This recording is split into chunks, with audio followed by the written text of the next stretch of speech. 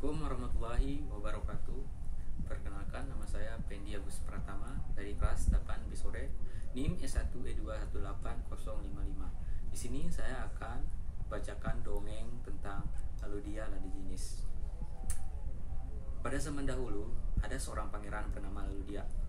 Laludia adalah seorang pangeran tampan dan mahir bela diri.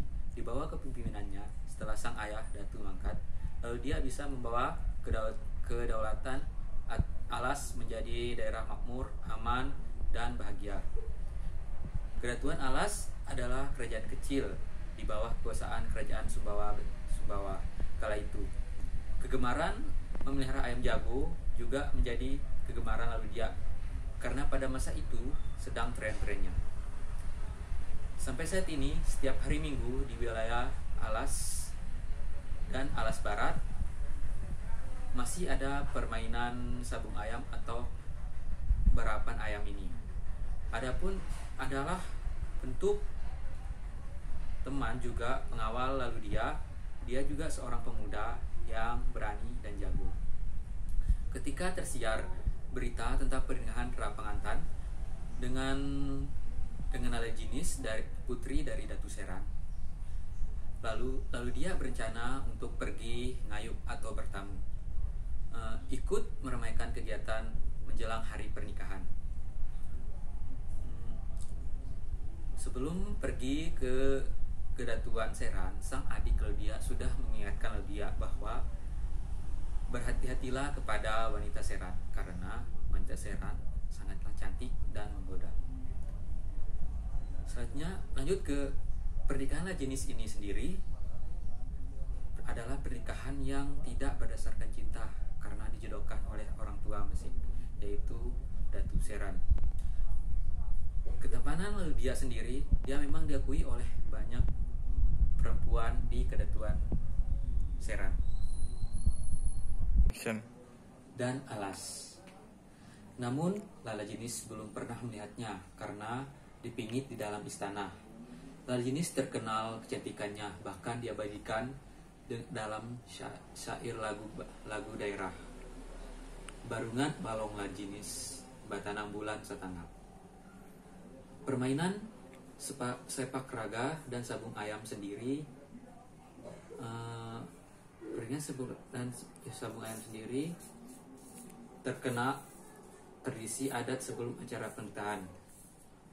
Mengawali tatapan mata, Laludia dan Ladijinis terikat dengan batin yang ingin saling memiliki. Laludia yakin sebelum janur kuning melengkung, dia masih berhak kepada Ladijinis untuk menjadikan dia kekasih.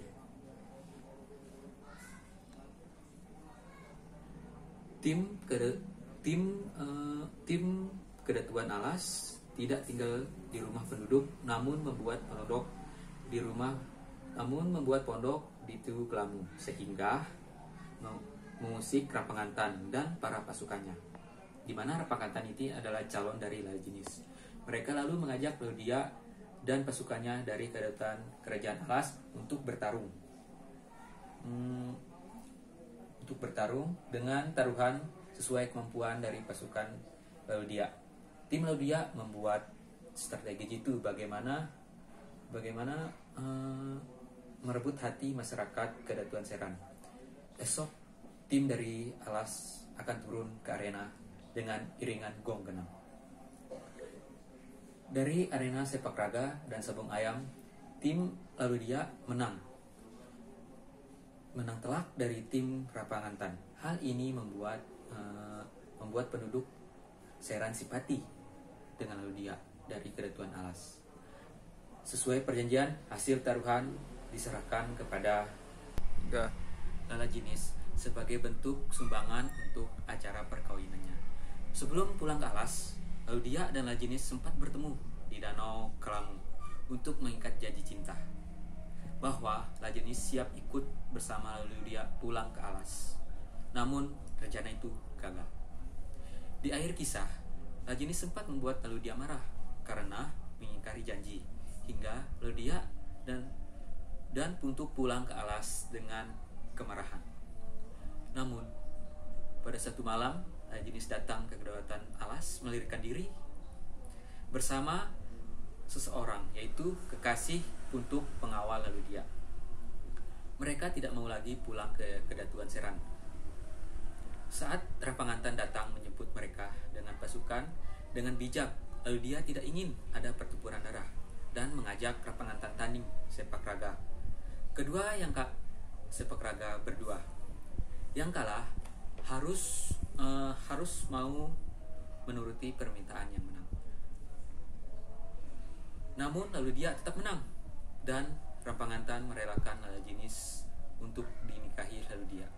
Namun Rapangantan jatuh hati kepada Lala Ike, yaitu adik lalu dia, dan keduanya menikah setelah lalu dia dan Lala Jinis menikah terlebih dahulu. Begitupun Puntuk dan Oneng juga berakhir ke pelaminan. Semua tokoh dalam cerita kisah ini akhirnya menikah dan hidup bahagia di Kedatuan Alas dan Kedatuan Seran. Sekian dongeng cerita dari saya. Sekian, mohon maaf apabila ada salah pahaman kata. Assalamualaikum warahmatullahi wabarakatuh.